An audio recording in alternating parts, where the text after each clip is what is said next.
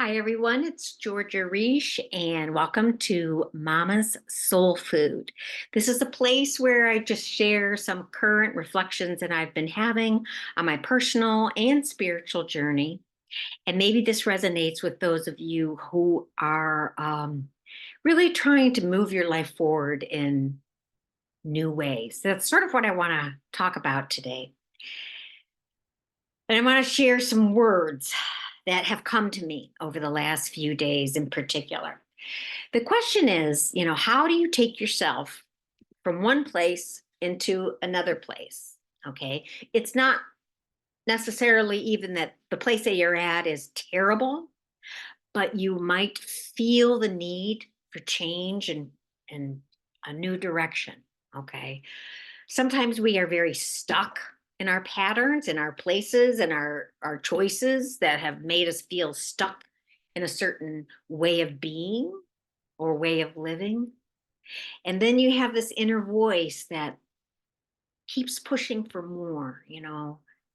And it could be around any particular subject matter for yourself. It could be professional, it could be personal, it could be your living environment. But I think we always have a voice within us, an inner voice, not necessarily the voice of the head, but the inner voice that is always moving, right? Because we are constant change. And to live in an illusion that we are not in constant change is really a detriment when you sort of embrace that you as a human being are always in evolution mode. And of course, the world around us is always in evolution mode to whatever degree of good or bad you want to put judgment on that. It kind of is what it is. And here we are as conscious creators, people who are on the planet this very interesting time, moving ourselves forward into a better expression of what and who we are. That's sort of, I think, at the end of the day, what I hope to be able to help people do. But it really is all we can do on this planet is to continue to evolve in a responsible and healthy way. Now, not everybody has the resources to do that. I recognize that. Not everybody has the financial means to always move forward as you really want to. But it does all kind of begin in that inner voice connecting to what you do in your head, right? Because this creates our reality. This heart space, this soul space, this higher self space is a powerful motivating force for your mind to embrace as it sets its trajectory. I'm just going to speak a little bit more simply. Every day we wake up and our head is ticking away. It's like a little bomb because everything that's ticking away in our head is not necessarily true. And often, if there has been any trauma that you've been undergoing, oh, who's calling? I'm going to have to call her back. And if there's anything that you're going that's happening for you that may be trauma related or stressful or whatever, the mind moves from that place. It moves from kind of our nervous system response to what's going on around us. And that feed, it's like your Instagram feed. Just imagine your head is always posting a new post constantly. All right. It isn't always true. And just because you think it is doesn't mean it is. Because our thoughts come from places often of fear, insecurities, the expectations of others, programming from our past, and general society. So when you eliminate those filters, what moves through your head is really more authentic, is really more of you. And to connect that to your heart and to connect the heart, soul, inner self, the inner being, to connect that to a head that is free of trauma reaction. There happens to be a beautiful pathway formed in your ability to create more of what you want. So, in my own life, when I was doing a lot of healing work and I wasn't able to let go of kind of thoughts around victimization and I more importantly, I simply wasn't able to move into my own power, my full power as a woman, as a human being. I was kind of always moving from lack, fear, victimization. I was moving from a storyline. And so the thoughts that were pouring through my head were always moving from the channels I subscribed to, right?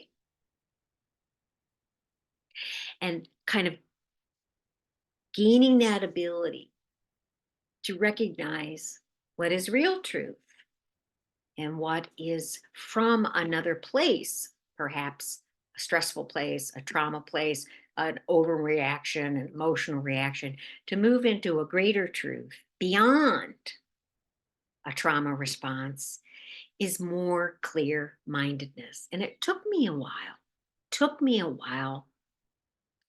to change my tapes. And then it took me another while to consciously put a block whenever those thoughts that I knew were not true about who I am and my potential on earth, I had to learn how to block those until they became eliminated.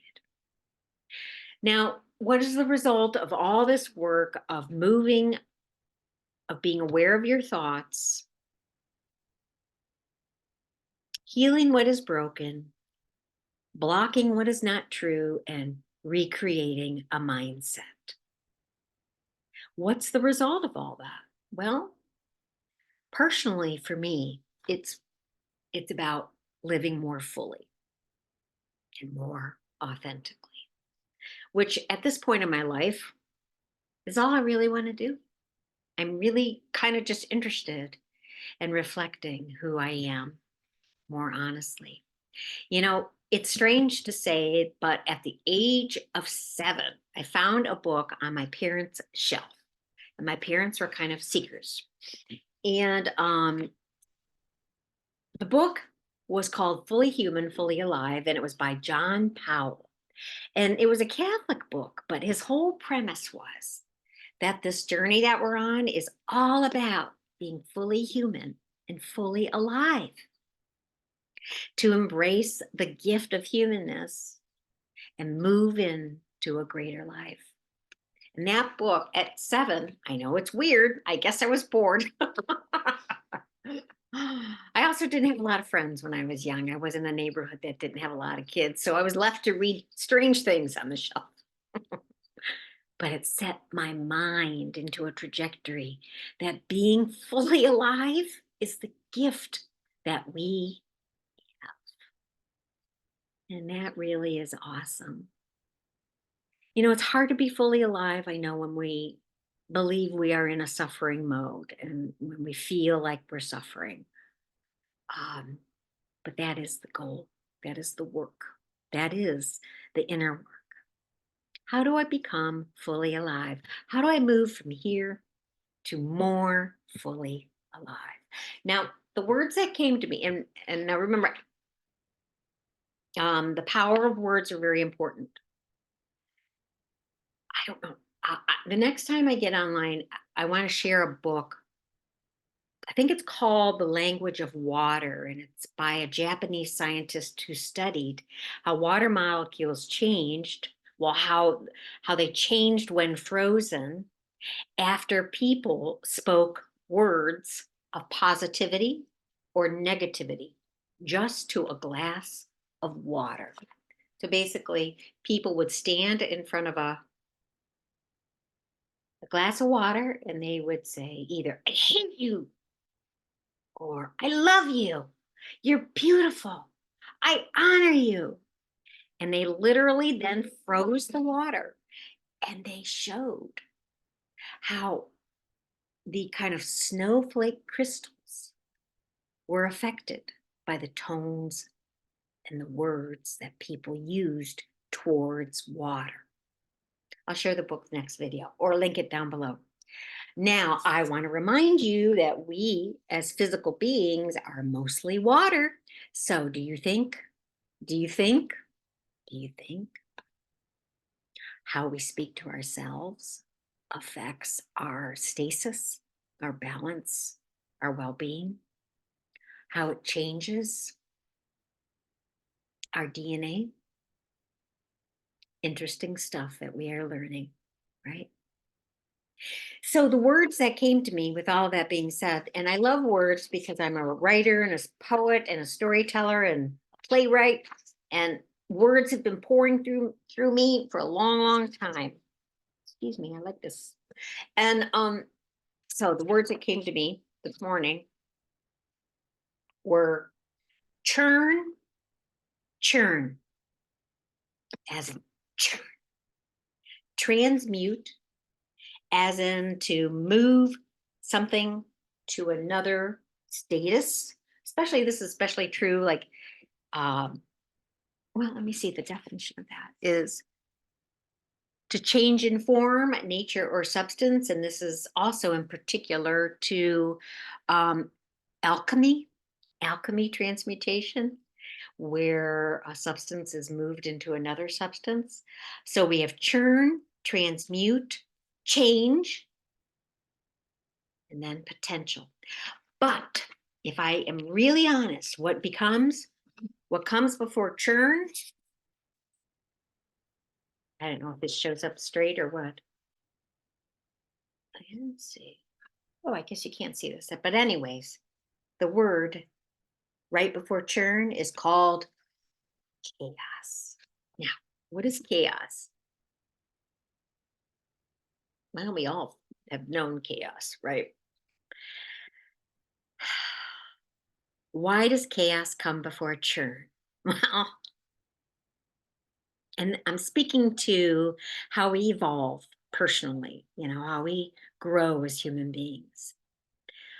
Chaos must come before churning because chaos are the external realities that change and cause us to churn, cause us to think and ponder and reflect and consider and tap in. It is the law of nature that chaos, meaning the unstructured things in life, the unstructured experiences that we may not have been expecting, it is true that that actually has to happen first before you begin your process of thinking through what you want to change. Now, in the law of attraction, they call this being like the contrast in life, the tensions in life, which is really why, if we took a little different perspective on change and chaos, we would see it as a tension, as a contrast that we have to respond to. And that contrast gives us an opportunity to churn and move into our own transmutation process, to go from one place to another place. And of course, after that is change, and after that is potential, which is always, always ahead of us. We never reach our full potential because we hardly even use all of our brains, of course. And most of us are not necessarily super connected to all of our aspects, you know, or we are holistic people, mind, body, spirit, energy, emotion, physical form in various expressions, all of that comes together. We're not all tapped into that. A lot of people are kind of focused and just surviving. But all of that richness moves into place and is there for us to always be shooting for as a goal of potential. How can I emerge into this area of my life? And I don't know. For me, the rest of my life, for me to be able to achieve the things I see ahead of me that I even want, it's going to take the rest of my life. And that's not even counting all the new things that are going to come up that I want to do. So I think that just means I'm living fully. I think there was a time I thought I was frustrated that I was never really, achieving all of the goals that I wanted at a very fast pace. Some of that was because I was listening to the voice of, previous programming and other people. But the more crony I get, the more old I get, the more I am at peace and excited about my ever evolving person. And what a gift it is. So today I am going to pick a card. I don't know if that resonates with you guys, but if it does, awesome. Share it. As they say in social media world, like and subscribe. More importantly, if you are on social media, be very careful about what you choose to listen to, because everyone else's words, which you are absorbing all day long, influences us. And be the owner of your ship so that you are not transmuted by things you don't want to be transmuted by. Today, I am going to be using some oracle cards, which are absolutely stunning. I might have to turn off my. Let's see if I can do this. Yeah, I have to put it. Sorry about this. I'm just figuring out this computer that I'm borrowing. Anyways, this is a book called The Passionate Journey. And you will, if you go onto the website of The Passionate Journey by Anne Brawley Emerson. Since I put all that positivity into my water, I'm going to drink some. I want to feel loved. And I met Anne. No, I never met. I haven't even met Anne in person yet. Anyways, about 10 years ago, I was in Sedona, Arizona, and a dear friend of mine was there with me, and she bought this book and this oracle card deck for me, which was a real gift. And it includes poetry, art, and reflections. And Anne is going to be my feature guest on Goddess Art and Poetry on May 10th, 2024. If you happen to be around and enjoy poetry of women, go to the link below. I'll put it, and I would love to see you there. But anyways, Anne's art is so amazing. I mean, I have to be honest with you, when I first got the deck, and I do a lot of journaling, I'm really always seeking out people who are writing books of personal and spiritual growth. And I have to tell you the truth. When I opened up her book the first time, I was so overwhelmed. I put it away for 2 years because it is so rich. And I was, at that time I was in therapy. I was seeing a spiritual director. I was doing my own processing. I was doing art therapy. And I was like, whoa, this is like high level stuff. And I just wasn't ready. But about 5 years ago, I pulled it out again and I started to work with it. And what a beautiful tool this is. So today I'm going to, if you look at these cards, these are all collages. Just stunning beyond belief, in my opinion. And I'm an artist, so I'm going to see what comes out. I think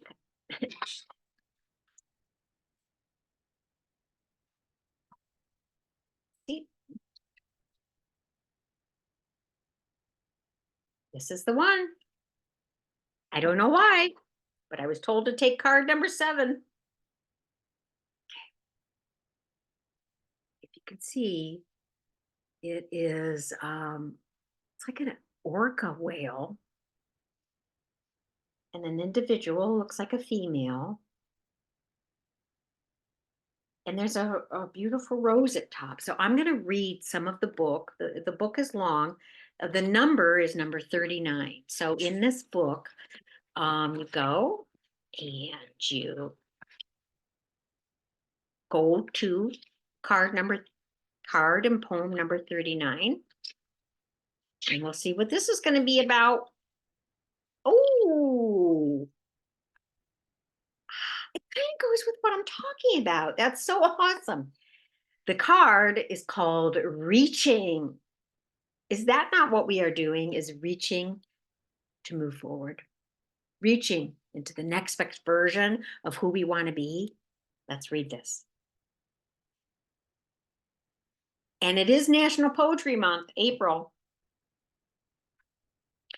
Reaching, her heart in her hand, she touches the memory, gatekeeper of the hidden wisdom.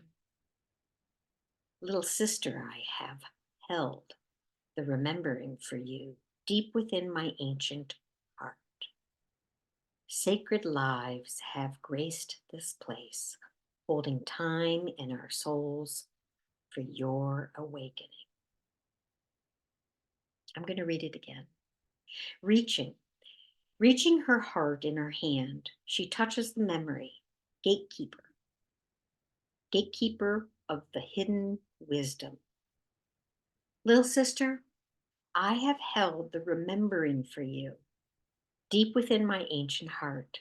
Sacred lives have graced this place, holding time in our souls for your awakening. I'll read the paragraph here. A young child is surrounded by 2 whales swimming in the ocean. She reaches out to touch, stretching into other realms to feel contact with these creatures. Behind them, a stalagmite thrusts up from the center of the earth, representing another source of hidden wisdom from the mineral kingdom. All of these ambassadors from other kingdoms have gifts and messages for us if we feel the connection. A bright orange rose rises above the whale's tail like a sun rising to illuminate the shadowy depths. Reaching is a card of wonder, curiosity, and contact. Innocence opens the heart and the mind, allowing us to receive all of the divine messages that come to us. We are able to take in profound messages at this time because our doubts have been suspended and innocence and wonder have been restored. You know, this brings up a couple of thoughts for me. First of all, the thought that this is a child reaching and that innocence and wonder, that inner churning. Innocence is the thing that causes us to reach. And to be in innocence means in some degree you trust the world around you, that you are safe, and more importantly, you trust and know yourself. So that is an interesting thought. And the poem itself spoke to the notion of that little sister. And for me, that means a lot because I have a special place in my heart around working with young girls and women and helping them to become who they really are and want to be. So for me, it just feels good to know that as I reach towards that goal of helping other people heal, um, my own return to innocence is enabling that. And that is true. Because the hardest thing about when you do healing work, especially if there was anything involved in the past that might have been traumatic or violent, the hardest thing is to trust the world again, let alone trust relationships, and more importantly, trust yourself. Because that is the true impact of violence in our lives or any kind of manipulation of power. We ultimately doubt ourselves. That creates a sense of doubt. If these experiences of vulnerability happened to me, then what did I do wrong? Or who am I now? And can I ever trust again? And trust is required for innocence. The thing is, the journey of healing is less about the other and more about the self. Coming to trust yourself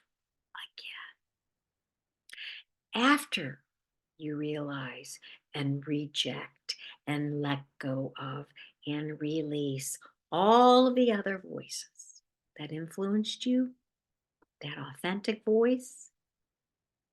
At the heart of that, there is something beautifully innocent and true. And that is why doing inner work and growing personally is worth it, because the return and the remembrance of what is good, the remembrance that life is good. It's not easy, it is not without trials, and that is its purpose. But at its heart, we are created here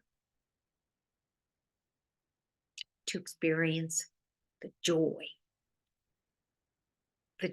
of being creators on the planet.